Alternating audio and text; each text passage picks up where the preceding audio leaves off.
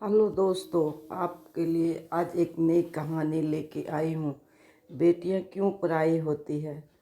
जब हम अपने परिवार को आगे बढ़ाने हेतु कन्यादान देते हैं तो हमारा कर्तव्य हो जाता है कि किसी अन्य परिवार की संतति भी आगे बढ़े। इसलिए पुत्रों को स्वधन एवं कन्या को पराया धन मानने की परंपराओं का जन्म हुआ होगा। शाम होने के साथ ही घर जाने का भी वक्त हो चला था। मेरे पति ने दोपहर को एक फ़ोन करके बता दिया था, शाम तक तैयार रहना, मैं लेने आ रहा हूँ। मैंने फ़ोन के बारे में किसी को नहीं बताया, शायद इसीलिए क्योंकि मैं जानना ही नहीं चाहती थी। मगर मेरे चाहने न चाहने से क्या होता है। माँ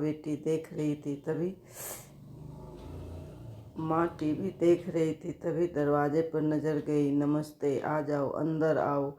उधर छोटी बहन अंदर से चिल्लाई, अरे जीजा जी आ गए। थोड़ी देर में पिताजी भी ऑफिस से आ गए। माँ चाय पानी के साथ खातिरदारी करने लगी। छोटी बहन हमेशा की तरह मेरा सामान पैक करने लग गई। माँ ने मेरा चेहरा तो पढ़ लिया था, लेकिन बेटी की खुशी से ज़्यादा ज़रूरी था यह सोचना कि नहीं गई तो लोग कहेंगे लेने आए थे और दामाद को खाली हाथ भेज दिया। अब आ गए तो बिना लिए जा नहीं सकते ना। शादी को 1.5 साल से ऊपर हो गए, लेकिन अभी भी ससुराल पराया ही लगता और पति भी समझ नहीं आता। तीहर में बोलते हैं, अब यह तेरा घर नहीं, ससुराल ही तेरा घर है। फिर ससुराल में भी तो मेरे साथ पराये जैसा व्यवहार किया जाता है। वहाँ भी मुझे अपना नहीं समझते। मैं दूसरे घर की बेटी हूँ। यह सवाल आज भी मन में है कि मेरा घर कौन सा है।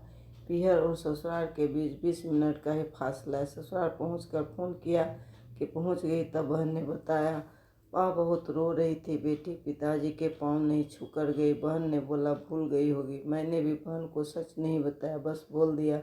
गुस्से में थी और फिर से मन की बात मन में ही रह गई। अब उसे कैसे बताती कि पाँव छूने के लिए अगर मैं झुकती तब पिताजी मेरे सर पर आशीर्वाद देने के लिए हाथ रखते, और जैसे मैं वो हमदर्दी भरी नज़रों से मुझे देखते, मेरे मन के अंदर जो सवाल थे वह इन आँखों से आंसू बनकर बहने लग जाते। उनके सामने कमज़ोर नहीं पड़ना चाहती थी, क्योंकि मैं बहुत कमज़ोर पड़ गई तो उनका क्या होगा। मैं आखिरकार घर की बड़ी बेटी हूँ, शायद इसलिए अपने आंसुओं को मैंने गुस्से का रूप देना उचित समझा और भारी मन के साथ ससुराल आ गई। शादी की प्रतीकात्मक तस्वीर। फ़ोन काटने के बाद फिर से सवालों में उलझ गए। आखिर क्यों क्यों मुझे न चाहते हुए घर छोड़कर जाना पड़ता है। क्यों मुझे अपने ही माँ बाप से मिलने के लिए किसी और से पूछना पड़ता है। क्यों अब मेरे खुद के फैसले लेने के लिए माँ बाप से नहीं बल्कि पति से पूछना पड़ता है।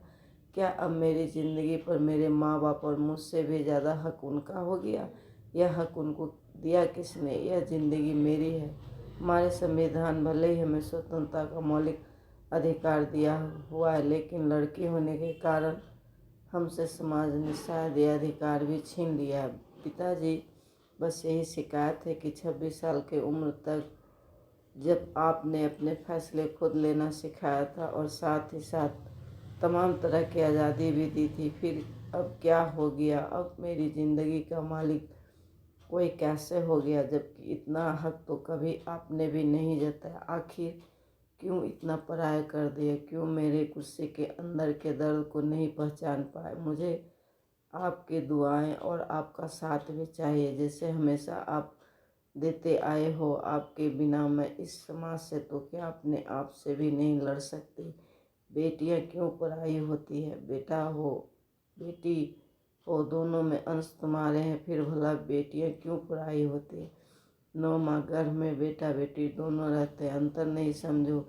यह बेटी नहीं पराई है। घर में जब भी बच्चे किलकारी गूंजती, नीरज जीवन में खुशियों की वर्षा होती, ममता से परिपूर्ण वात्सल्य तरंग उठती। घर में जब भी बच्चे किलकारी गूंजती, नीरज जीवन में खुशियों की वर्षा होती, ममता से परिपूर्ण वात्सल्य तरंग उठती। उस चरम आनंद की अनुभूति बेटी देती। माँ बाप दादा दादी की बेटियां दुलारी अपनी मीठी बोली से बेटी सबको हर्षाती, सुख दुख में साथ निभाती, बन पर छाई। फिर बेटी भला क्यों पराई होती। बेटी जग में माँ बाप का नाम अमर करती। सीता से ही आज जनक सबकी जुबान पर, भला कौन पूछता है सीता के भाई का नाम। सबके कुछ कर्तव्य यहाँ पूरे करके जाना है। 4 दिनों का जीवन भेदभाव के बीज न बो, बेटा हो या फिर बेटी, दोनों को स्नेह लुटाना।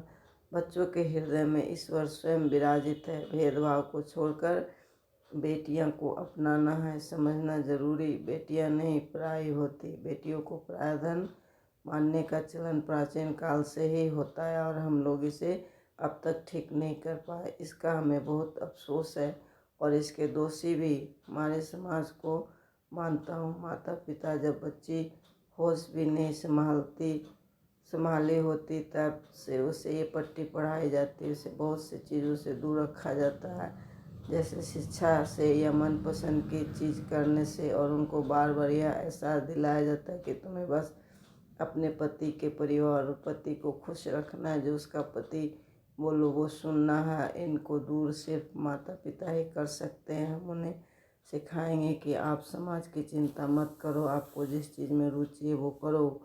उनका अच्छे से पढ़ाएंगे, उनके सपनों को अपना मानकर उनको पूरा करने की कोशिश करेंगे। वो आज भी रोज़ शाम को मेरे बस स्टॉप पर जाते हैं और मेरा वेट करते हैं, जहाँ से मैं और वो रोज़ शाम को एक साथ घर जाते थे। मेरी शादी मनोज के साथ बंगाली रीति रिवाज से हुई थी और मेरे ससुराल वालों ने मेरा मान रखते हुए मुझे अपनी पसंद की ड्रेस पहनने की इजाज़त दे दी और मैं बहुत खुश थी, ये सोचकर कि मेरे खास दिन पर मुझे अपने मन की करने का मौका मिला। मैंने भी उनके हर रीति रिवाज को सर आँखों पर लिया और डोली पहुँचते सारे रीति रिवाज अच्छे से निभाए। और आज भी रोज़ शाम को मेरे बस स्टॉप पर जाते और मेरा वेट करते, जहाँ से मैं और वो रोज़ शाम को एक साथ घर जाते थे। एक दिन मैं अपने मायके गई हुई थी तो देखा कि पापा दिन ब दिन कमज़ोर होते जा रहे और कुछ सोच में डूबे रहते। तो मैंने माँ से पूछा। माँ ने कहा पता नहीं, जब से तेरी शादी हुई कुछ खोए खोए से रहते। शायद